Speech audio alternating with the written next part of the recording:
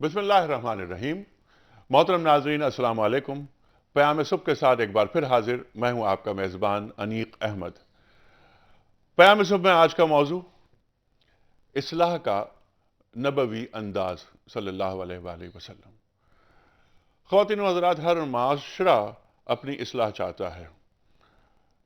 कुरान करीम इरशाद फरमाता है कि तुम में एक जमात ऐसी होनी चाहिए जो नेकी का हुक्म दे और बुराई से रोके। एक जमात, अफराद की एक जमात ऐसी होनी चाहिए। ख़वातीन व हज़रात, इस्लाह का एक तरीक़ा कुरान करीम बताता है और उसी तरीक़े पर सरकार दो आलम सल्लल्लाहु अलैहि वसल्लम ने अपनी हयात मुबारका में ज़ाहिर अमल किया। एक इस्लाह माशरा का तरीक़ा हमने अपनाया हुआ है जो आप और हम बखूबी जानते हैं। दीन पेश करने वाले, माशरे की इस्लाह करने वाले मुसलिह, उनके अंदाज़े अमल में क्या क्या खूबियाँ हैं और क्या क्या खामियाँ हैं। कुरान करीम इरशाद फरमाता है सरकार दो आलम सल्लल्लाहु अलैहि वसल्लम से कि बल्लिग मा उन्ज़िला इलैक, जो नाजिल हो रहा है आप उसे पहुंचा दीजिए। हिदायत देना न देना ये मेरा काम है। बल्कि कुरान करीम की एक आयत जो तकरार के साथ कुरान करीम में आई है कि युदिल्लु बिही कसीरों व याहदी बिही कसीरा, हम ही हैं जो लोगों को गुमराह करते हैं और हम ही हैं जो लोगों को हिदायत पर रखते हैं। ख़वातीन व हज़रात, कुरान करीम में अल्लाह ताला इरशाद फरमाता है कि इन्नमा अंता मुज़क्किर लस्ता अलैहिम बिमुसैतिर। कुरान करीम में अल्लाह ताला इरशाद फरमाता है, सल्लल्लाहु अलैहि वसल्लम से मुखातबत हो रही है कि ए नबी करीम सल्लल्लाहु अलैहि वसल्लम, अगर आप तुनखु होते, अगर आप अपने मिजाज में सख्त होते तो लोग आपके करीब नहीं आते। हमसे इस्लाह के हवाले से क्या क्या गलतियां हो रही हैं, ख़ास तौर पर उनसे जो दीन पेश करते हैं। ख़वातीन व हज़रात, तफसीली गुफ्तगू होगी, आपके सवालात होंगे, उलमाए कराम के जवाबात होंगे, लेकिन इस वक्त हम जा रहे हैं लाहौर और कुरान करीम की तिलावत से प्याम सुबह का आगाज़ करते हैं।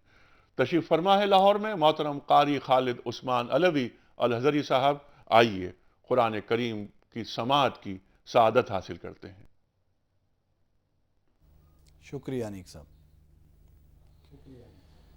अऊज़ु बिल्लाहि मिनश शैतानिर रजीम। बिस्मिल्लाहिर्रहमानिर्रहीम। फबिमा रहमतिन मिनल्लाहि लिन्त लहुम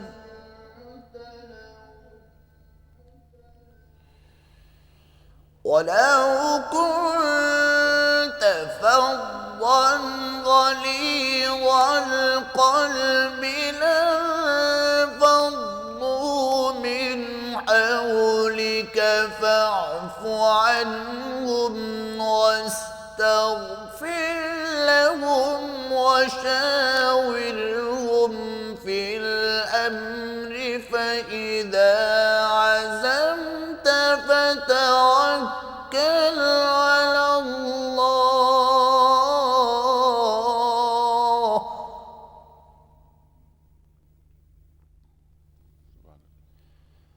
فإذا عزمت فتوكل على الله إن الله يحب المتوكلين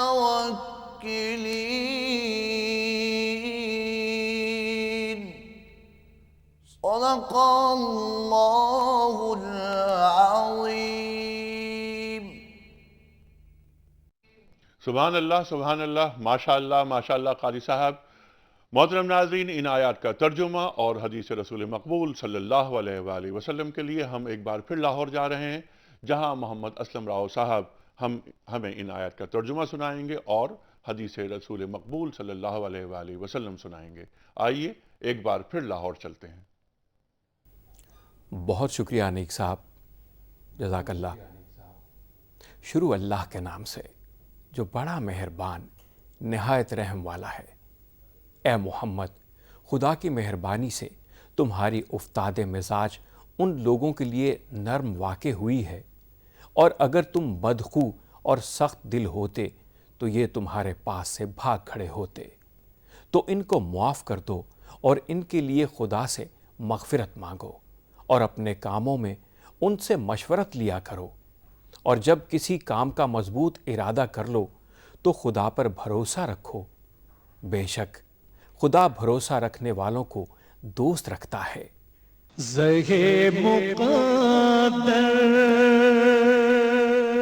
سیدنا ابو ہریرہ رضی اللہ تعالیٰ عنہ سے روایت ہے کہ ایک اعرابی کھڑا ہو گیا اور مسجد میں ہی پیشاب کرنے لگا، تو لوگوں نے اسے ہاتھوں ہاتھ لینا چاہا، یعنی مارنا چاہا، تو ان سے نبی کریم صلی اللہ علیہ وآلہ وسلم نے ارشاد فرمایا، اسے چھوڑ دو اور اس کے پیشاب پر ایک ڈول پانی بہا دو، اس لیے کہ تم لوگ آسانی کرنے کے لیے بھیجے گئے ہو، سختی کرنے کے لیے نہیں بھیجے گئے ہو۔ بہت شکریہ اسلم راؤ صاحب۔ سرکار دو عالم صلی اللہ علیہ وآلہ وسلم فرماتے ہیں کہ تم لوگ آسانیاں کرنے کے لیے بھیجے گئے ہو، سختیاں کرنے کے لیے نہیں بھیجے گئے ہو۔ الدین یسرن، سرکار دو عالم صلی اللہ علیہ وآلہ وسلم فرماتے ہیں کہ دین میں آسانیاں ہیں۔ تشریف فرمائے محترم مفتی محمد زبیر صاحب، سب آپ سے واقف ہیں، کیا تعارف کراؤں میں آپ کا۔ ایک اور بہت معروف اور مقبول نام محترم مولانا شجاع الدین شیخ صاحب۔ خواتین حضرات، آج کا موضوع اصلاح نبوی کا صلی اللہ علیہ وآلہ وسلم کا انداز۔ اس سے پہلے کہ ہم پہلا سوال رکھیں مفتی صاحب کی خدمت میں، کل جو ہم نے کوئز کے حوالے سے سوال رکھا تھا اس کا درست جواب اور آج کا سوال میں پیش کرنا چاہ رہا ہوں۔ کل کا سوال یہ تھا کہ نبی کریم صلی اللہ علیہ وآلہ وسلم نے اپنے آخری ایام میں اپنی جگہ پر نماز پڑھانے کے لیے کس کو حکم دیا؟ صحیح آپشن ہے حضرت ابو بکر صدیق رضی اللہ تعالی عنہ، خلیفہ اول۔ خواتین حضرات، آج کا سوال نوٹ فرما لیجئے کہ جب معراج کا واقعہ پیش آیا تو اس وقت نبی کریم صلی اللہ علیہ وآلہ وسلم کس شہر میں تھے؟ تین آپشنز، مکہ، مدینہ یا طائف۔ جب معراج کا واقعہ پیش آیا تو اس وقت نبی کریم صلی اللہ علیہ وآلہ وسلم کس شہر میں تھے؟ مکہ، مدینہ یا طائف۔ ہمارے ٹیلی فون نمبرز، ای میل ایڈریس اور ایس ایم ایس کا نمبر اسکرین پر آ رہا ہے۔ خواتین و حضرات، اپنے درست آپشنز روانہ فرمائیے اور پروگرام کا آغاز ہم کرتے ہیں محترم قبلہ مفتی زبیر صاحب سے۔ مفتی صاحب، اصلاح معاشرہ کا نبوی انداز، یہ ہمارا موضوع، اور ظاہر ہے کہ یہ بڑا موضوع ہے۔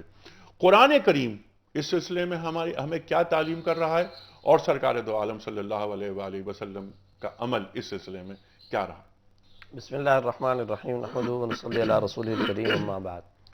جب ہم قرآن کریم کا مطالعہ کرتے ہیں تو قرآن کریم کے 12ویں سپارے کے اندر اور قرآن کریم کے 8ویں سپارے کے آخر کے اندر تسلسل کے ساتھ اللہ تعالیٰ نے حضرات انبیاء کرام علیہ السلام کے دعوت اور ان کے تبلیغ دین کا طریقہ بیان فرمایا ہے، اور حضرت ہود علیہ السلام، حضرت صالح علیہ السلام، حضرت شعیب علیہ السلام اور دیگر انبیاء کرام علیہ السلام کے باقاعدہ قوم کے ساتھ جو مکالمے ہوئے ہیں، اللہ پاک نے ان مکالموں کو وہاں پر نقل کیا ہے۔ اگر ایک ظاہری نظر میں انسان دیکھے کہ قرآن کریم جو ظاہر ہے کہ ساری انسانیت کے لیے ہدایت کی کتاب اور ہمارے لیے خاص طور پر رہنما کتاب ہے، تو اس میں حضرت ہود علیہ السلام کا، حضرت صالح علیہ السلام کا، حضرت شعیب علیہ السلام کا اس طرح تفصیل کے ساتھ تذکرہ کرنے کی کیا ضرورت محسوس کی گئی؟ تو واضح طور پر ان مکالمات کو پڑھ کر کے محسوس ہوتا ہے کہ اللہ پاک آنے والے ہم انسانوں کو رہنمائی فرمانا چاہ رہے ہیں کہ اگر تم مصلح قوم بننا چاہتے ہو، داعی دین بننا چاہتے ہو، مبلغ اسلام بننا چاہتے ہو، تو میرے برگزیدہ بندوں کا طریقہ اور طرز یہ رہا ہے۔ آپ اندازہ لگائیے کہ ایک نبی کو کہا گیا، جب انہوں نے کہا یا قوم اعبدوا اللہ ما لکم من الہ غیرہ، اے میری قوم تم اللہ کی واحد اللہ کی عبادت کرو، اس کے علاوہ تم کسی اور کی کیوں عبادت اور پرستش کرتے ہو؟ جب یہ ایک نبی کہہ رہا ہے، اس کے جواب میں قوم کی طرف سے کبھی یہ کہا جا رہا ہے کہ ہم تو آپ کو نعوذ باللہ بے وقوف سمجھتے ہیں، سفاہہ کا لفظ استعمال کیا جس کا معنی ہوتا ہے پاگل۔ ایک اور جگہ پر کہا کہ ہم تو آپ کو ضلالت یعنی گمراہی میں دیکھتے ہیں، ایک اور نبی کو کہا کہ آپ تو پرانے زمانے کی سٹوریاں بیان کر رہے ہیں، کہانیاں، تلک اساطیر الاولین، پرانے زمانے کی کہانیاں۔ اس کے جواب میں وہ نبی کیا کرتا ہے، یہ ہے قابل غور نکتہ اصلاح کا قرآنی طریقہ کار جب ہم دیکھنا جاتے ہیں۔ وہ نبی صرف اور صرف ایک بات کہتا ہے، اپنے اوپر لگائے جانے والے اعتراضات کی طرف توجہ نہیں کرتا، ایک جملہ کہتا ہے، یا قوم لیس بی سفاہہ ولکنی رسول من رب العالمین، اے میری قوم میں کوئی بے وقوف نہیں ہوں، میں رب العالمین کی طرف سے پیغمبر بنا کر کے بھیجا گیا ہوں۔ اور کہیں پر وہ کہہ رہا ہے انی انصح لکم، میں تمہیں خیر خواہی کی ایک نصیحت کرتا ہوں۔ کہیں پر وہ کہتا ہے انی لکم ناصح امین، میں تمہارے لیے امانت دار اور خیر خواہانہ نصیحت کرنے والا ہوں۔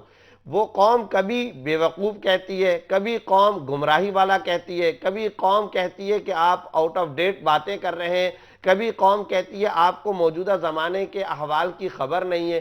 نبی ان تمام باتوں سے ذرہ برابر تاثر نہیں لیتا، آدھا سا جملہ کہتا ہے مجھے ان میں سے کوئی بات نہیں ہے، میں تمہاری طرف پیغمبر بنا کر کے بھیجا گیا ہوں، پھر آگے نبی اپنی دعوت دیتا ہے۔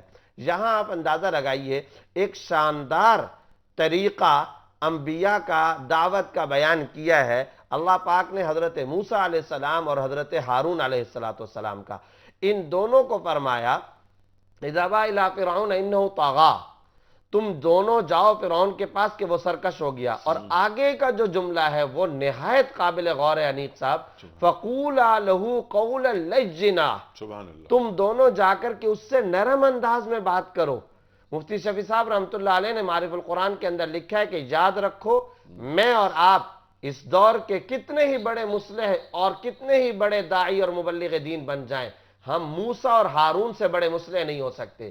اور آپ کے اور میرے مخاطب کتنے ہی گناہگار، زانی، ڈاکو، قاتل، چور، شرابی، کبابی، کتنے ہی گندے لوگ کیوں نہ ہوں، وہ فرعون سے بہرحال بڑے گندے نہیں ہیں۔ ان کو جب موسیٰ اور ہارون جو مجھ اور آپ سے زیادہ بڑے مصلح، ان کو جب بھیجا جا رہا ہے تو کہا جا رہا ہے فَقُولَا لَهُ قَوْلًا لَجِّنًا، تم دونوں جا کر کے نرم انداز کے اندر بات کرو، لَعَلَّهُ يَتَذَكَّرُ أَوْ يَخْشَىٰ، ہو سکتا ہے کہ وہ نصیحت حاصل کرے اور ہو سکتا ہے کہ وہ رب سے ڈر جائے، خشیت اس کے دل میں پیدا ہو۔ یہاں غور کی بات تو یہ کہ اللہ کو تو پتا تھا کہ فرعون مستقبل میں ہدایت پر نہیں آئے گا، اللہ کو تو پتا تھا، اس کے باوجود اللہ کہہ رہے ہیں ہو سکتا ہے کہ وہ نصیحت پکڑے اور خشیت خداوندی اس کے اندر پیدا ہو جائے۔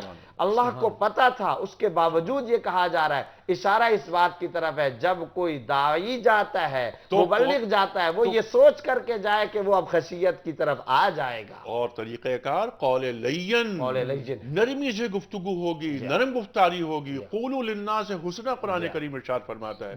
شجاع صاحب یہی گفتگو میں چاہتا ہوں کہ اسی موضوع بسم اللہ الرحمن الرحیم۔ جب ہم نبی کریم صلی اللہ علیہ وسلم کے طریقہ تربیت پر اور طریقہ اصلاح پر نگاہ ڈالتے ہیں تو سب سے پہلی بنیادی بات یہ ہے کہ آپ نے اپنی اس طرز عمل میں قرآن حکیم کو بنیادی حیثیت دی ہے، اور آج یہ قرآن حکیم ہماری وعظ و نصیحت کی مجالس میں، ہمارے ہاں اصلاح کے طریقے کے عمل میں بہت مفقود دکھائی دیتا ہے۔ جبکہ ہم قرآن حکیم پر نگاہ ڈالتے ہیں تو نبوی ذمہ داریوں کے بیان کے حوالے سے قرآن کو خود قرآن بنیادی حیثیت دیتا ہے۔ مثلا آپ نے آیت ارشاد فرمائی، سورہ المائدہ کی آیت نمبر 67 ہے، بلغ ما انزل الیک من ربک، اے رسول پہنچا دیجئے صلی اللہ علیہ وسلم جو آپ پر نازل کیا گیا، فَإِن لَمْ تَفْعَلْ فَمَا بَلَّغْتَ رِسَالَتَهُ، اگر یہ نہ ہوا تو رسالت کا حق ادا نہ ہوگا۔ تو قرآن کے پہنچانے سے کمتر پر رسالت کا حق ادا نہیں ہو سکتا، اور آج امت امین ہے نبی کریم صلی اللہ علیہ وسلم کے مشن کی۔ اگر یہ قرآن نہیں پہنچتا تو نبوی طریقہ کار کی ذمہ داری جو اب امت پر عائد ہوتی ہے وہ ادا نہیں ہو سکتی۔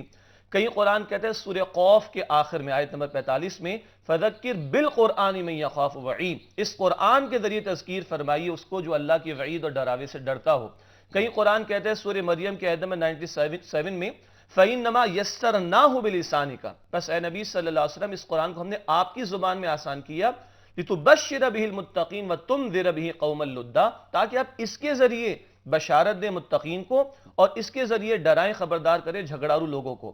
حتیٰ کہ مکی زندگی کا جہاد جو قرآن سے ہوا قرآن کہتا ہے سورہ فرقان کی آیت نمبر 52 میں وَجَاهِدْهُمْ بِهِ جِهَادًا كَبِيرًا، اے نبی صلی اللہ علیہ وسلم ان سے جہاد کیجئے، بڑا جہاد اس قرآن کے ذریعے سے۔ وہ جہاد کون سا ہے؟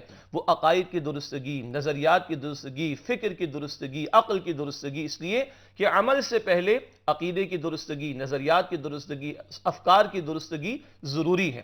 جمعہ کا دن ہے، نبی کریم صلی اللہ علیہ وسلم کا جمعہ کا خطبہ کیا تھا؟ ابو داؤد شریف کی روایت ہے کان یقرأ القرآن ویذکر الناس، قرآن پڑھتے اور قرآن کے ذریعے لوگوں کو تذکیر فرماتے۔ تو پہلی بنیادی بات اس تربیت کے اور اصلاح کے عمل میں قرآن حکیم کو مرکزی حیثیت حاصل ہونی چاہیے۔ دوسری بات، جیسے مفتی صاحب نے ارشاد فرمایا، سورہ ہود کی طرف اشارہ ہوا، سورہ اعراف کی طرف اشارہ ہوا، سورہ شعراء میں بھی انبیاء رسول کا تذکرہ بار بار آتا ہے۔ ہر رسول نے پہلا جملہ کیا کہا؟ فاتقوا اللہ، اللہ کا تقوی اختیار کرو، وَأَطِیعُونَ، اور میری اطاعت کرو۔ یعنی خوف خدا جب تک دل میں نہ ہو تو نیکی ہو نہیں سکتی، بدی سے بچا نہیں جا سکتا۔ آج ہم معاشرے میں دیکھتے ہیں آدمی جھوٹ بولتا ہے، 2 پیسے بنا لیتا ہے، آدمی جھوٹ بولتا ہے، اپنے کیے پر پردہ ڈال دیتا ہے، مگر اگر خوف خدا دل میں ہو کہ دنیا کی عدالت سے شاید میں بچ جاؤں گا مگر اللہ کی عدالت سے نہیں بچ سکتا، تو یہ خوف خدا جب دل میں ہوگا تو آدمی باوجود اس کے کہ برائی میں اٹریکشن ہوگی وہ بچے گا۔ نیکی کرنے میں مشکلات آتی ہیں، مشقتیں آتی ہیں، مگر اسے معلوم ہو کہ آج لاکھ مشقتیں آ جائیں مگر کل میں جب رب کے دربار میں پیش ہوں گا تو یہ ساری مشقتیں بھول جاؤں گا، رب اتنی عنایتیں عطا فرمائے گا۔ تو اللہ کا خوف دل میں ہونا۔ تیسری بنیادی بات وہ فکر آخرت ہے۔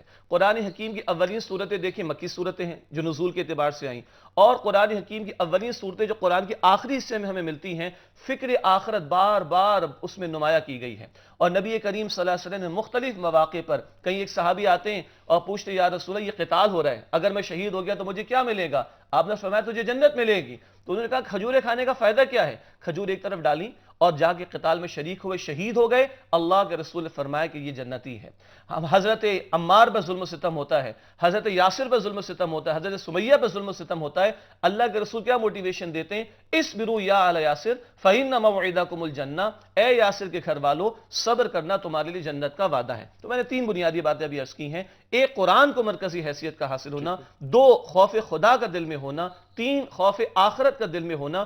یہ موٹیویشن پہلے آتی ہے اور پھر اصلاح کا عمل آگے بڑھتا ہے۔ اصلاح کا عمل آگے آتا ہے۔ یہ تمام مقاصد ہیں جن کو حاصل کرنا ہے، اور قرآن کریم ہم سے یہ مطلوب ہے مفتی صاحب۔ اب اس کا ایک طریقہ کار ہے، اور یہ طریقہ کار ہم لیں گے کہاں سے؟ اسوہ رسول کریم صلی اللہ علیہ وآلہ وسلم سے۔ سرکار دو عالم صلی اللہ علیہ وآلہ وسلم نے ان تمام مقاصد کو حاصل کرنے کے لیے جس طرح صحابہ کی تربیت کی اور وہ قدسی نفوس پیدا کیے، وہ طریقہ کیا رہا؟ جی ہاں، گزارش یہ ہے کہ قرآن کریم کے حوالے سے جس طرح سے ہم نے یہ بات کی ہے کہ پہلے نمبر پر تو قرآن کریم کی نصیحت اور قرآن کریم کو ہی ذریعہ بنانا ہے، تو قرآن کریم کے اندر جو طریقہ کار بیان کر دیا گیا تھا، اب سر تاپا اگر ہم وہ عملی شکل اور صورت دیکھنا چاہتے ہیں تو رسول اللہ صلی اللہ علیہ وسلم کی شکل و صورت معلوم ہوتی ہے۔ ایک تو قرآن کریم کہتا ہے کہ داعی مؤثر ہونا چاہیے، کبھی متاثر نہیں ہونا چاہیے۔ مثال کے طور پر حضرت موسیٰ علیہ السلام جب فرعون کے سامنے کھڑے ہیں، اب دعوت دے رہے ہیں، فرعون کہا کرتا تھا کہ انا ربکم الاعلی، میں تمہارا بڑا اور اعلیٰ رب ہوں۔ اس کے مقابلے میں حضرت موسیٰ علیہ السلام اللہ کی بات کرتے تھے، اب وہ بات کو گھمانا چاہتا ہے، بات کو ادھر ادھر گھمانے کے لیے کہتا ہے فما بال القرون الاولی، آپ کو کچھ پچھلے زمانے کے لوگوں کی ہسٹری معلوم ہے؟ حضرت موسیٰ علیہ السلام کی دعوت کا رخ وہ پھیرنا چاہتا ہے۔ موسیٰ علیہ السلام اس کے جواب میں کیا کام کرتے ہیں؟ قال علمها عند ربی فی کتاب لا یضل ربی ولا ینسا، پچھلے زمانے کے جو لوگوں کی ہسٹری تم مجھ سے پوچھ رہے ہو اس کا علم میرے رب کے پاس ہے، اور میرا رب کبھی گمراہ نہیں ہوتا اور کبھی بھولتا نہیں ہے۔ اب یہاں پر بھی ایک عجیب سا ایک نقطہ یہ بھی بیان کر دوں کہ وہ رب کے لفظ سے چڑھتا تھا۔ موسیٰ علیہ السلام نے بھی بار بار علمها عند ربی فی الکتاب، یہاں پر رب کی بات کی، لا یضل ربی ولا ینسا، بار بار رب کا تذکرہ کیا تاکہ وہاں پر چوٹ پڑے اور اس عقیدے کا ابطال ہو اور حق عقیدے کا اثبات ہو جائے۔ کیونکہ فرعون خود کو رب کہتا تھا، رب کہا کرتا تھا۔ ایک تو یہ پتا چلا کہ مؤثر نہیں ہونا چاہیے، مخاطب کی جو ضرورت ہے اس کے مطابق گفتگو کرو۔ اس وقت وہ عقیدہ توحید کا منکر ہے، اس کے سامنے توحید کی بات ہوگی جس کو جس چیز کی ضرورت۔ اب ہم آتے ہیں آپ کے سوال کی طرف کہ سرکار دو عالم صلی اللہ علیہ وسلم کا یہ جو مؤثر ہونا اور غیر متاثر ہونے والا جو طریقہ کار ہے وہ کیا؟ آپ صلی اللہ علیہ وسلم صحابہ کرام کے سامنے موجود ہیں، صحابہ کرام کی نگرانی ہر لمحے ہو رہی ہے. یہ وہ لوگ ہیں جنہوں نے پوری دنیا میں پھیلنا ہے اور نبی کے نمائندہ اور ترجمان بن کر کے دنیا میں کردار ادا کرنا ہے، اس لیے مسلسل نگرانی ہو رہی ہے. کپڑا آیا، وہ کپڑا شام سے آیا، اس کے اوپر کڑھائی ہوئی بھی ہے، خوبصورت نقش و نگار ہے. اب ایک صحابی دوسرا کپڑا دیکھ رہے ہیں، بہت زبردست کپڑا، بہت خوبصورت، کیسا نقش و نگار. آپ صلی اللہ علیہ وسلم نے دیکھا کہ یہ دنیا داری کی طرف مائل ہو رہے ہیں، بہت دیر ہو گئی اس کپڑے کی طرف متوجہ ہوئے اور وہاں کی بات کر رہے ہیں. کچھ عرصہ پہلے سعد بن معاذ رضی اللہ تعالیٰ عنہ کی شہادت ہو چکی تھی. فرمایا لمنادیل سعد بن معاذ فی الجنہ افضل من ھذا، میں اپنی آنکھوں سے دیکھتا ہوں کہ سعد بن معاذ کو جو کپڑے پہنائے گئے ہیں وہ اس کپڑے سے کئی گنا زیادہ بہتر ہے. اب توجہ ادھر ہوئی، گاڑی پٹری سے ہٹی، فوراً ان کو آخرت کی طرف متوجہ کر دیا. ایک شخص آیا، کہتا ہے متی الساعہ، قیامت کب قائم ہوگی؟ اب آپ صلی اللہ علیہ وسلم نے اپنے دل میں سوچا، ارے اس کو اگر میں قیامت کی تاریخ بتاتا ہوں، حالانکہ علم الساعہ اللہ کے پاس ہے، لیکن اس سے کہا اس کو فائدہ کیا ہوگا؟ 4 جنوری، 8 تاریخ، 5 تاریخ، اس سے اس کو کیا فائدہ ہونے والا ہے؟ آپ صلی اللہ علیہ وسلم نے فوراً فرمایا وما عادت لہا، ارے یہ بتاؤ تم نے اس کے لیے تیاری کیا کی ہے؟ اصل تو یہ بات ہے. اس پر وہ شخص کہتا ہے کہ میں نے کوئی تیاری تو نہیں کی ہے. پھر آپ صلی اللہ علیہ وسلم نے فرمایا املک علی لسانک ولیسعک بیتک ولیبکی علی خطیئتک، اپنے گھر کو وسیع کرو اور تم زیادہ تر اپنے گھر کے اندر وقت گزارو، گناہوں پہ رویا کرو، اور ساتھ ہی ساتھ تم کو چاہیے کہ تم مہمانوں کا اکرام کیا کرو. یہ باتیں آپ صلی اللہ علیہ وسلم نے اس کے اندر جو کمی تھی وہ بیان فرمائی. فرمایا قیامت کی تیاری کی طرف آؤ. تو جو مقصود تھا اس کی طرف صحابہ کو ہر لمحے متوجہ کر کے رکھتے تھے. بالکل، اور اس میں ایک حکمت اور مومنانہ فراست ہمیشہ شامل رہی ہے. خواتین حضرات، اس وقت ہم جانے بریک کے جانب، چھوٹا سا بریک، واپس آئیں گے. سرکار دو عالم صلی اللہ علیہ وآلہ وسلم کا اصلاح کا طریقہ کیا تھا اور ہم اس پر کتنے عمل پیرا ہو رہے ہیں. قرآن کریم کا انداز کیا ہے سکھانے کا، اس پر بہت ساری گفتگو ہوئی. اور سرکار دو عالم صلی اللہ علیہ وآلہ وسلم کی جو نصیحتیں ہیں، جو انداز ہے، جو حکمت ہے، جو دعوت ہے اور جو طریقہ ہے جو انہیں مطلوب ہے، اس پر گفتگو ہم کریں گے بریک سے واپس آنے کے بعد. اور ایک اہم بات، سب سے اہم بات یہ کہ ہم کیا کر رہے ہیں اس معاشرے میں، ہمارا کردار کیا ہے. کیا ہم اپنی باتیں امپوز کر رہے ہیں؟ کیا ہم نے ڈنڈا پکڑ رکھا ہے؟ میں نے ایک آیت تلاوت کی تھی، میں اس پر چاہوں گا گفتگو ہو کہ انما انت مذکر لست علیہم بمسیطر. بریک سے واپس آتے ہیں، آپ کے سوالات، علماء کرام کے جوابات.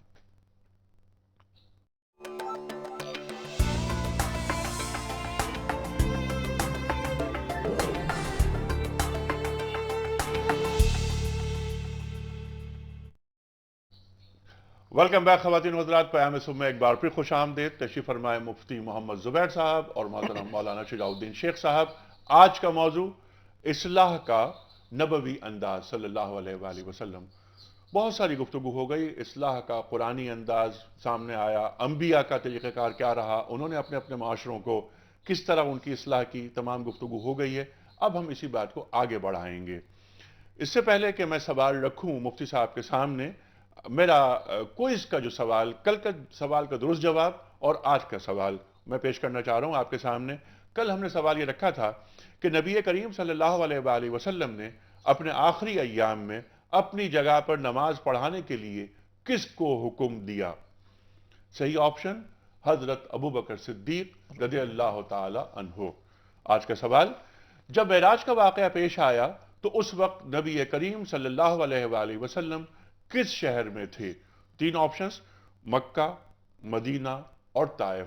ٹیلیفون نمبر ہے ہمارے 021-345-27009 021-345-28061.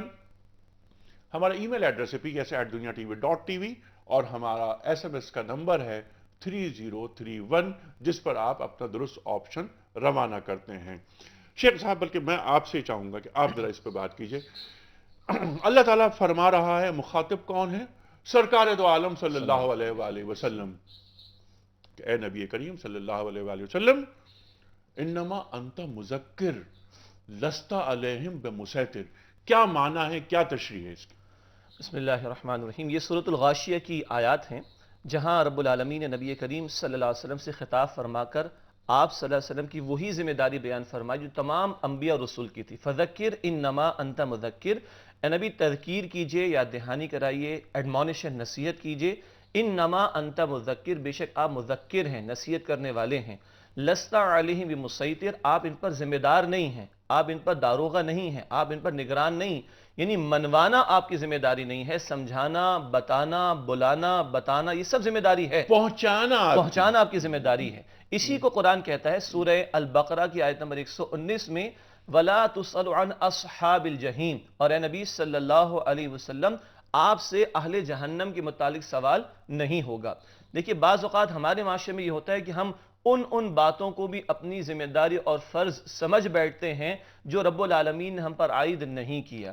یہی ایک بہت بڑی غلطی ہے جو ہمارے ہاں اصلاح کے عمل کے دوران ہو رہی ہوتی ہے کہ باتوں کو ٹھونسنا اور باتوں کو امپوز کرنا، جبراً امپوز کرنا، ہم یہ اپنی ذمہ داری سمجھ بیٹھتے ہیں، حالانکہ یہ ذمہ داری تو پیغمبروں کی بھی نہیں تھی. رب العالمین جس کے متعلق آپ نے ابتدا میں شاید فرمایا کہ یضل بہ کثیرا ویہدی بہ کثیرا، اللہ اس قرآن، اس کی آیات، اس کی مثالوں کے ذریعے بعض کو گمراہی دیتا ہے، بعض کو ہدایت دیتا ہے، وہ پھر پورا اللہ کا قانون ہدایت ہے.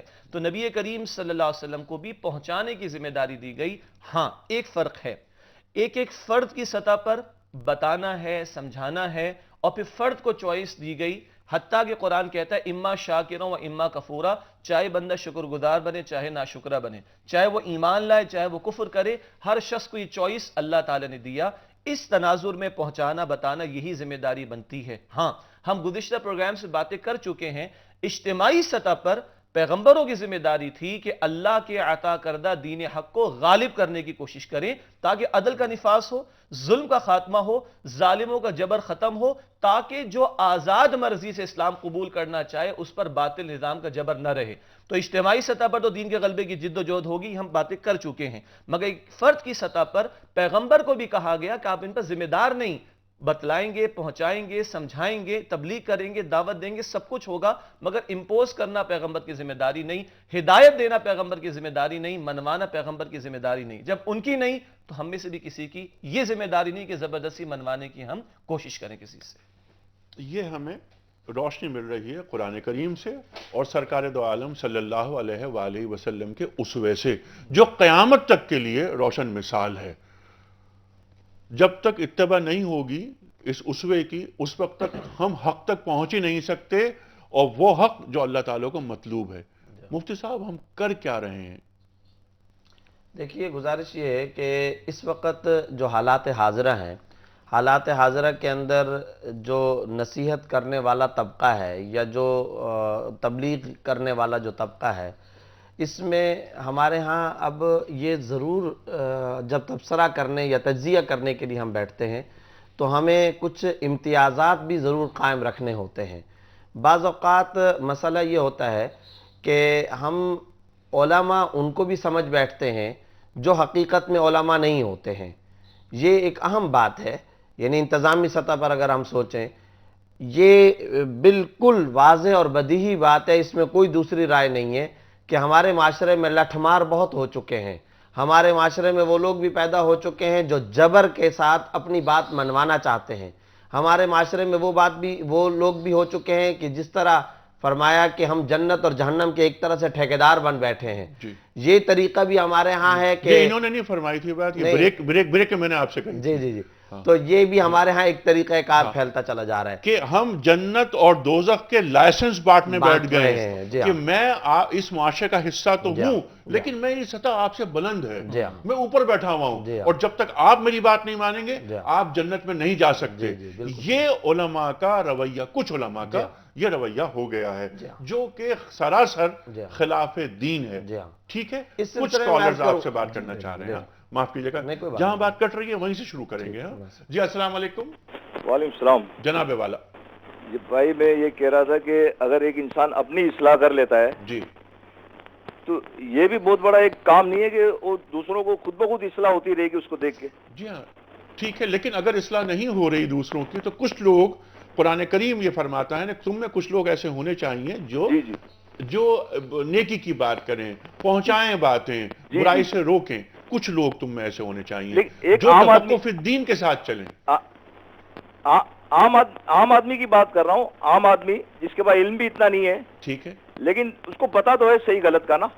اگر وہ اپنی اصلاح کرتا رہتا ہے تو آس پاس کے لوگوں پہ اس کا اثر خود بخود بھی آ جاتا ہے. بہت ایسا اچھی پوچھنا بات چاہ ہے, رہا تھا. بہت اچھی بات ہے, یہ تو بہت اچھا کہ وہ خود اگر اس کی اپنی اصلاح کر رہا ہے کہ میں درست ہو گیا, معاشرہ خود بخود درست ہو جائے گا, کم از کم میں اپنی اصلاح تو کروں. ٹھیک, اگلا سوال لیتے ہیں. جی السلام علیکم. وعلیکم السلام ورحمۃ اللہ وبرکاتہ. جناب والا.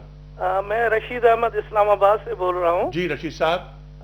میرا سوال یہ ہے کہ ہمارے یہاں محلے کی مسجد ہے, اس میں ایک بچے نے پیشاب کر دیا. جی. اس کے والد نے پوری کمیٹی کے کہنے پہ صفیں ساری 18 کی 18 دھلوا کے ان کو دے دی اور معافی بھی مانگ لی کمیٹی سے. اچھا. جو مولانا صاحب تھا ان کے اصرار پہ. اچھا. اب مولانا صاحب نے اس سارے واقعے کے بعد پھر دوبارہ ایک 15 منٹ کی تقریر چڑھا دی کہ جی یہ بچہ بیمار ہوگا ذہنی طور پہ یا جو ہے اس کے جو ہے وہ بیماری ہے, اور میں نے اس کے باپ کو پہلے کہا بھی تھا کہ بچوں کو نہ لایا کرے, لیکن اس نے کہا میرا بچہ تو پیشاب کرتا ہی نہیں, پاخانہ کرتا ہی نہیں. حالانکہ اس کے باپ نے کہا تھا کہ بھائی وہ گھر پہ بھی اس طرح نہیں کرتا, بتا کے کرتا ہے. اچھا برادر, سوال کیا ہے آپ کا؟ سوال یہ ہے کہ انہوں نے یہ بھی کہا کہ حدیث میں ہے کہ نابالغ بچوں کو مسجد میں نہ لاؤ. اچھا. اور میں نے جہاں تک سنا ہے علماء کرام بیٹھے ہیں کہ حضور صلی اللہ علیہ وسلم نے تو 7 سال کی عمر میں بچوں کو کہا کہ نماز پڑھنے کا کہو, اور 10 سال میں ان کو اگر نہ پڑھیں تو مارو. جی جبر کرو ان پر. اور جبر. ٹھیک ہے بالکل. مفتی صاحب یہ سوال کیونکہ ایک فقہی حوالے سے جی اس سلسلے میں گزارش یہ ہے کہ وہ جو حدیث کا حوالہ دے رہے ہیں وہ ہے جنب الصبیان عن المساجد, اور کما جاء فی الحدیث کہ چھوٹے بچوں کو مساجد سے بچاؤ. بچانے کا مطلب یہ ہے کہ چھوٹے بچوں کو مسجد میں نہ لاؤ. لیکن یہاں دو باتیں بڑی اہمیت کی حامل ہیں. بعض احادیث سے پتہ چلتا ہے کہ بچوں کو مسجد کا عادی بناؤ, اور بعض حدیثوں سے یہ پتہ چل رہا ہے کہ بچوں کو مسجد کے اندر نہ لے کر کے جاؤ. ان دونوں کے اندر جو تطبیق ہے اور فقہا نے اور جو حضرات محدثین کرام نے, وہ یہ کہ اگر ناسمجھ بچہ ہے جسے کچھ پتہ نہیں ہے, جیسے بہت چھوٹا 2 سال 4 سال 5 سال کا, اور وہ روئے گا اور وہ صفوں کو خراب کرے گا, اس کے پیشاب کا بھی امکان ہے, تو ایسے بچوں کو نہیں لے کر کے جانا چاہیے کہ ان کو عقل فہم سمجھ ہی نہیں ہے. لیکن اگر بچہ ذرا سا عقل فہم کے مطابق ہے اور اس کو پتہ ہے کہ میں نے گلی کے اندر, روڈ پر, پارک میں, میدان میں, باہر منڈی میں, بازار کے اندر, مسجد کے اندر پیشاب نہیں کرنا, بلکہ اس کی جگہ متعین ہوتی ہے, وہ اس بات کا فہم رکھتا ہے, سمجھتا ہے, ایسے بچوں کو لے کر کے جانا چاہیے. اور دوسری بات یہ ہے, یہ بھی ہماری مساجد میں ایک بڑا مسئلہ بنا ہوا ہے کہ بچوں کو نمازی حضرات مسجدوں کے اندر لے کر کے آتے ہیں. وہ جب بچہ نماز پڑھ رہا ہوتا ہے اور اس کا والد بھائی نماز پڑھ رہا ہوتا ہے تو وہ بچے شور کر رہے ہوتے ہیں. اب اگر ایسے موقع پر ان کو سمجھایا جائے کمیٹی کی طرف سے, امام صاحب کی طرف سے, تو بعض لوگ اس کا برا مناتے ہیں, جبکہ اصولی بات ہے, انتظامی نوعیت کی بات ہے. ناسمجھ بچہ ہے تو اسے نہیں لانا چاہیے, اس کا اعتراض کرنا چاہیے. ٹھیک ہے. اچھا ہم اپنے موضوع پہ آ جاتے ہیں شجاع صاحب. اچھا اب جو اصلاح کا جنہیں ذمہ دار ہم ٹھہراتے ہیں, پہلی بات تو یہ ہے کہ اصلاح کی ذمہ داری صرف ایک طبقے پہ نہیں ہونی چاہیے. دوسری بات یہ ہے کہ آپ کیا یہ سمجھتے ہیں کہ جو طریقہ انہوں نے اپنایا ہے اس میں اصلاح کی ضرورت ہے؟ جی ہر لیول پر جہاں جہاں اصلاح کرنے والے ہیں وہاں اصلاح کی ضرورت ہے. اگر میں ایک باپ ہوں تو میری اولاد کی ذمہ داری اولاً مجھ پر ہے. اگر میں ایک استاد ہوں تو میرے شاگردوں کی ذمہ داری مجھ پر ہے. نہیں, میرا سوال یہ تھا کہ جو طریقہ اصلاح کا میں نے مرتب کیا ہے, جو میں سمجھا ہوں, اس میں اصلاح کی ضرورت ہے. بہت اصلاح کی ضرورت ہے. میں اسی کی طرف اشارہ کر رہا ہوں کہ یہ بڑی ملٹی ڈائمینشنل قسم کی ذمہ داری ہے, ایک باپ کی بھی, ایک استاد کی بھی, ایک مسجد کے خطیب کی بھی, اور جو جہاں صاحب اثر ہے. میں رسالت مآب صلی اللہ علیہ وسلم کے اسوہ سے 2-3 باتیں مختصراً عرض کرتا ہوں جس سے آپ کے سوال کا جواب آئے گا. قرآن یہ کہتا ہے سورہ یونس کی آیت نمبر 16 میں, فَقَدْ لَبِثُوا فِيكُمْ عُمْرًا مِّن قَبْلَ أَفَلَا تَعْقِلُونَ. اے نبی صلی اللہ علیہ وسلم ان کے متعلق اپنے متعلق فرما دیجئے کہ اے لوگوں میں تمہارے درمیان ایک عمر بسر کر چکا ہوں, کیا تم عقل سے کام نہیں لیتے؟ 40 برس کردار کی گواہی پہلے آ رہی, صداقت اور امانت کی, پھر دعوت حق پیش کر رہے کہ جس کا انکار تو انہوں نے کیا, مگر رسول اللہ پر الزام تراشی 10 مرتبہ سوچنی پڑی ان کو کہ کی جائے کہ نہ کی جائے, کیونکہ کردار میں کوئی کمی نہیں. آج ایک بہت بڑا مسئلہ یہ ہے کہ ہمارے قول اور فعل کا تضاد ہمارے اصلاح کے عمل کو متاثر کرتا ہے. ٹھیک ہے, اصول کیا نکلا اس میں سے کہ مسلح کے قول اور فعل میں تضاد نہیں ہونا چاہیے، اور جو مفتی صاحب نے فرمایا کہ اسے مؤثر ہونا چاہیے، متاثر نہیں ہونا چاہیے۔ سورہ صف کے اندر ابتدا میں فرمایا لما تقولون ما لا تفعلون، کیوں وہ بات کہتے ہو جو تم کرتے نہیں، کبر مقتا عند اللہ ان تقولوا ما لا تفعلون، یہ بات اللہ کو انتہائی ناراض کر دینے والی ہے کہ تم وہ کہو جو تم کرتے نہیں۔ ہر لیول پر آپ غور کیجئے گا، یہ قول و فعل کا تضاد سب سے بڑی رکاوٹ بنتا ہے اصلاح کے عمل میں۔ نمبر 2، نبی صلی اللہ علیہ وسلم اصلاح فرماتے تھے تو اپنے آپ کو کوئی شے دیگر نہیں سمجھتے تھے۔ رسول اللہ کے خطبات میں بات موجود ہے، اوصیکم ونفسی بتقوی اللہ عز وجل، میں تمہیں بھی اور اپنے آپ کو بھی اللہ کا تقوی اختیار کرنے کی وصیت کرتا ہوں، اور میں تم جیسا ہوں، جی تمہیں میں سے ہوں، تمہیں میں سے ہوں۔ تو آج جو پیش کر رہے ہیں دین، یا جو مسلح ہیں، وہ سوسائٹی سے کٹے نہیں، کٹے ہوئے ہیں۔ نیچے والوں کو کبھی حقارت سے دیکھا جاتا ہے، ٹونٹنگ کا انداز ہوتا ہے، اور اس کو ہم کہتے ہیں تکبر تقوی۔ جی، اور رائی کے دانے کے برابر بھی دل میں تکبر ہو تو بندہ جنت میں داخل نہیں ہو سکتا، یہ مسلم شریف کی روایت ہے۔ اسی سے تیسری بات جڑتی جس کی طرف آپ نے ابتدا میں اشارہ بھی کیا، اور ابتدا میں ہم نے آیت بھی سنی، سورہ آل عمران آیت 159، کہ اے نبی صلی اللہ علیہ وسلم آپ تندخو نہیں ہیں، آپ سخت مزاج نہیں، ورنہ منتشر ہو جاتے۔ کتنی خوبصورت بات کہی کہ موسیٰ علیہ السلام سے بڑھ کر کسی میں غیرت دینی نہیں ہو سکتی، اور فرعون سے بڑھ کر کوئی ظالم اور جابر نہیں ہو سکتا، مگر فرعون کے دربار میں جناب موسیٰ اور ہارون علیہ السلام بھی جاتے ہیں تو قولا لینا، نرمی سے بات کرنا۔ آج ہمارے اصلاح کے اندر ٹونٹنگ کا انداز ہوتا ہے، حقارت کا انداز ہوتا ہے، انسلٹنگ کا انداز ہوتا ہے، جبکہ رسالت مآب صلی اللہ علیہ وسلم کا انداز ہمدردی کا ہوتا تھا۔ اصلاح خلوص نیت کے ساتھ ہوگی، ہمدردی کے جذبے کے ساتھ ہوگی، تب تو انشاءاللہ اس کے نتائج بھی سامنے ہوں گے۔ مگر اصلاح کرنے والا اپنے آپ کو کوئی بڑا اور شے دیگر سمجھ لے تو پھر بربادی تو آ سکتی ہے، فساد تو آ سکتا ہے، اصلاح نہیں ہو سکتی، دین کا کام نہیں ہو سکتا، شخصی رونمائی ہو سکتی ہے، خود نمائی ہو سکتی ہے، لفاظی ہو سکتی ہے، لیکن جو دین کو مطلوب ہے اصلاح، وہ اصلاح نہیں ہو سکتی۔ شیخ صاحب کچھ کالرز آپ سے بات کرنا چاہ رہے ہیں۔ جی السلام علیکم۔ السلام علیکم جی جناب وعلیکم السلام۔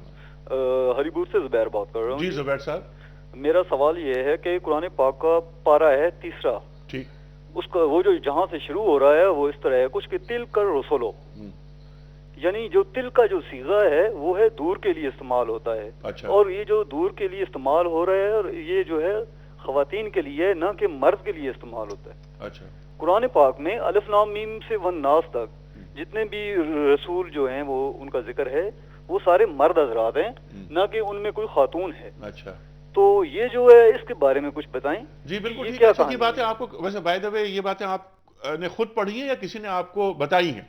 نہیں جی نہیں، یہ میری اپنی اسٹڈی ہے۔ اچھا، آپ کچھ بھی بات مجھ سے کر سکتے ہیں۔ تو بہرحال اب میں آپ کی خدمت میں زیادہ عرض نہیں کر سکتا۔ شجاع صاحب، اب جمع مکسر کا صیغہ جب استعمال ہوگا تو واحد مؤنث اس کے لیے استعمال ہو سکتا ہے، یہ خالص عربی گرامر کے اعتبار سے جواب ہے۔ تو جمع کا صیغہ جب مردوں کے لیے استعمال ہوتا ہے تو واحد مؤنث کا صیغہ، یہ اس میں اشارت تل کا استعمال کیا جا سکتا ہے۔ اگر ہمارے بھائی عربی گرامر سے واقف ہوں گے تو ان کو جواب مل گیا ہوگا۔ اسی لیے میں نے ان سے پوچھا تھا کہ آپ خود پڑھ رہے ہیں یا کسی سے آپ شاگردی ہے کسی کی۔ اگلا سوال لیتے ہیں۔ جی السلام علیکم۔ وعلیکم السلام جناب والا، کون صاحب؟ طاہر محمود کوئٹہ سے۔ جی طاہر صاحب، سوال یہ ہے کہ موجودہ دور میں جو تبلیغی جماعت والے اصلاح کے لیے کام کر رہے ہیں وہ قرآن و سنت کی روشنی میں درست ہے؟ کیونکہ وہ اکثر قرآن پاک کی غالباً اگر کمی بیشی اللہ معاف فرمائے 4 سپارے کی کسی آیت کا حوالہ دیتے ہیں کہ ایک جماعت ایسی ہوگی جو تبلیغ کا کام کرے گی۔ نیز یہ بتائیں کہ اتنی اصلاح کے باوجود، عبادات کے باوجود بہت ہی کم میرا خیال ہے خال خال لوگ ہوں گے صحابہ کی طرح جن کی قلب ماہیت ہوتی ہے، ان کی قلب ماہیت کیوں نہیں ہوتی، یعنی استحالہ؟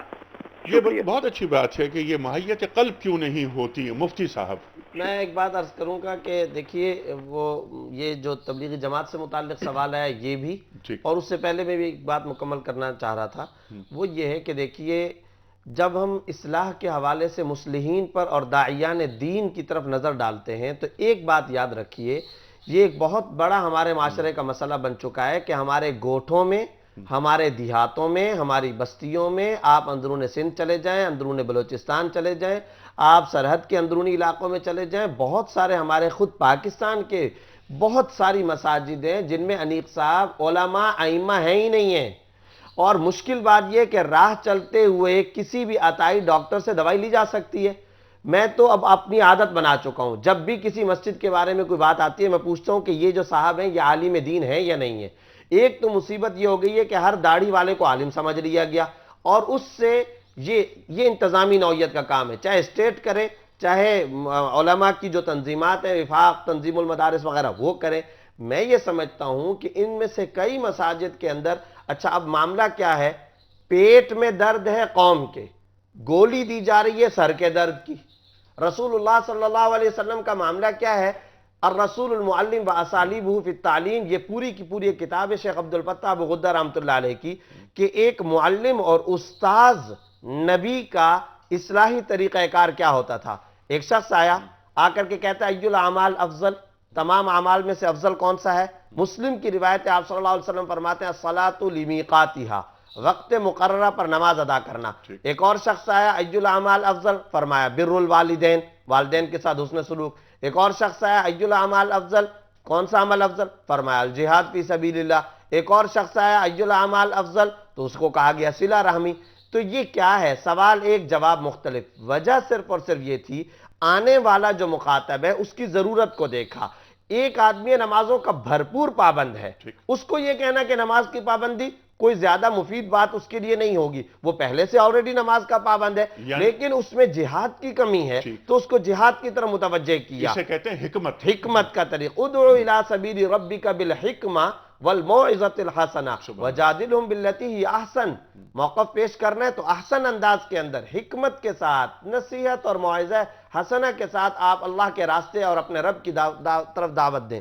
میں یہ بات عرض کروں گا، آج بھی تبلیغی جماعت سے متعلق انہوں نے بات کہی، آپ کو، بھائی شجاع صاحب کو، کسی بھی آدمی کو، مجھے تبلیغی جماعت کی بعض پالیسیوں سے، بعض چیزوں سے اعتراض ہو سکتا ہے، یہ رائے کا اختلاف ہو سکتا ہے، جی ہاں، لیکن میں آپ سے یہ عرض کروں گا، لٹھ مارنے والا، امبوز کرنے والا، جبر کا عنصر نہ ہونے کی وجہ سے کروڑوں ڈاکو اور زانی، قاتل اور شرابی تہجد گزار بن چکے ہیں۔ اس دعوت تبلیغی جماعت کی محنت سے اس جگہ پر اس کے اپریشیٹ کرنا چاہیے۔ پوری دنیا کے تمام ممالک میں یہ لوگ پہنچے ہیں۔ میں آپ خود بھی دیکھتے ہیں، بہت سارے لوگ بازار کے اندر، منڈی میں، اور بہت سارے لوگ ایسے ہیں جو انتہا درجے کے لوفر، لپنگے، لچے، بدماش، انتہائی گھٹیا حرکات کرنے والے، جب وہ جماعت کے اندر جاتے ہیں، سر سے لے کر کے پیر تک تبدیلی آپ خود معاشرے میں محسوس کرتے ہیں۔ نمازوں کے وہ پابند ہو گئے۔ میں یہ نہیں کہتا کہ وہ بالکل اس طرح کے ہو چکے جیسا ہونا چاہیے، لیکن حکمت کا چونکہ طریقہ اختیار کیا، اس کا اثر ضرور ظاہر ہو گیا۔ اور مفتی صاحب اس کے ساتھ ساتھ یہ ہے کہ جو بھی دین کے لیے کام کر رہا ہے اس کی مدد کرنی چاہیے۔ اختلاف اپنی جگہ، علمی اختلاف موجود رہے گا، وہ ہونا چاہیے، برکت ہے یہ علمی اختلاف۔ اور یا ایھا الذین آمنوا اصبروا وصابروا ورابطوا، آپس میں ایک دوسرے کی مدد کریں، جوڑنے کی بات کریں، وحدت کی بات ہونی چاہیے۔ سوال طاہر صاحب کا کوئٹہ سے آیا تھا، ماہیت قلب کیوں نہیں ہو رہی؟ بلکہ اس کا ہم یہ کہیں گے، ماہیت کا لفظ ذرا مشکل ہوگا، تالیف قلب کیوں نہیں ہو رہی؟ دیکھیں، دو چیزیں، تالیف تو ہم نے کرنی ہے دوسروں کی، جی، اور ماہیت ہے کہ ہر بندے کی تبدیلی ہو۔ جہاں تک تالیف کی بات ہے کہ دوسروں کے ساتھ ہم ہمدردی کا جذبہ رکھیں، بات یہ ہے کہ رسالت مآب صلی اللہ علیہ وسلم کا اسوہ یہاں بھی سامنے لائیے۔ آپ فرماتے ہیں لوگوں تمہارا حال یہ کہ تم جہنم کے گڑھے میں گرے جا رہے ہو اور میں تمہیں کمر سے پکڑ کر کھینچ کر بچانے کی کوشش کر رہا ہوں۔ یہ جو طلب و تڑپ تھی نا رسول اللہ صلی اللہ علیہ وسلم میں انسانیت کو جہنم کی آگ سے بچانے کی، جب تک یہ طلب و تڑپ آپ میں، مجھ میں، ہمیں پیدا نہیں ہوگی، اصلاح واقعتاً ہو نہیں سکتی، تالیف قلب ہو نہیں سکتی۔ دوبارہ میں رینفورس کروں گا کہ ہمدردی کے جذبے کے ساتھ، طلب و طلب کے جذبے کے ساتھ اصلاح کا عمل کرنا ہے تو ہی نتائج بھی سامنے ہوں گے، تبھی یہ فریضہ ادا ہو سکے گا۔ ٹھیک ہے، آخری سوال آپ کی خدمت میں۔ انذار اور ڈراوا، یہ قرآن کریم کا حکم ہے، انکار ممکن ہی نہیں۔ ہماری جو گفتگو کا مرکز خاص طور پر ڈراووں پر فوکس ہم زیادہ کر لیتے ہیں۔ اللہ تعالیٰ رحمان بھی تو ہیں، اللہ تعالیٰ رحیم بھی تو ہیں۔ 70 ماؤں سے زیادہ اللہ تعالیٰ محبت کر رہا ہے بندے سے، لیکن صرف یہ کہ وہ قہار ہے، وہ جبار ہے۔ کیا ضروری ہے کہ ہم صرف قہاریت اللہ تعالیٰ کی اصل میں یہ بھی امبیلنس ہو جاتا ہے معاملہ. قرآن حکیم کا اسلوب دیکھیے, رسول اللہ کا اسلوب دیکھیے صلی اللہ علیہ وسلم, جہاں جہاں جنت کا ذکر ملتا ہے وہاں جہنم کا ذکر بھی ملتا ہے, جہاں جہاں بشارت کا لفظ آتا ہے وہاں انذار کا لفظ بھی آتا ہے. خود قرآن کا اسلوب یہ ہے, خود رسول اللہ صلی اللہ علیہ وسلم کا طرز عمل بھی یہ. بڑی خوبصورت بات مفتی صاحب نے ارشاد فرمائی کہ بات ہو رہی تھی کبھی دنیا کی, ذرا زیادہ ہوگی تو آپ نے آخرت کی طرف رخ موڑ دیا. ایسے ہی ہوا کہ بات کبھی آخرت کی بہت زیادہ ہو رہی ہے تو کبھی آپ نے رخ دنیا کی طرف موڑ دیا. ربنا آتنا فی الدنیا حسنہ بھی ہے وفی الآخرت حسنہ بھی ہے.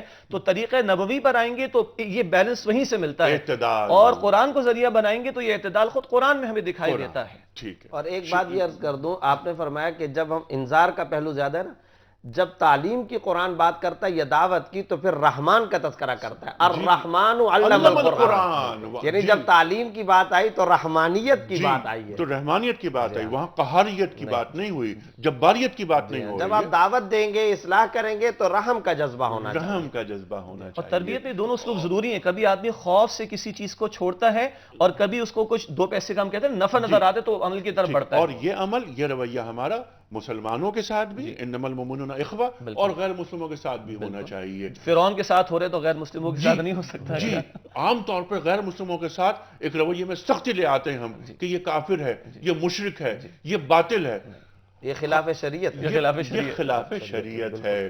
کیونکہ باطل کو حق بنانا ہے اور حق کو وسعت دینی ہے, یہ دین کا مطالبہ ہے. شیخ صاحب ایک پرچی آپ نکالیے اور مفتی زبیر صاحب کی خدمت میں آپ پیش کیجئے تاکہ مفتی صاحب اس شخص کے نام کا اعلان کریں جس کی خدمت میں ہم آج گفٹ ہیمپر روانہ کر رہے ہیں. محمد سجاد ہیں سیالکوٹ سے. محمد سجاد سیالکوٹ سے.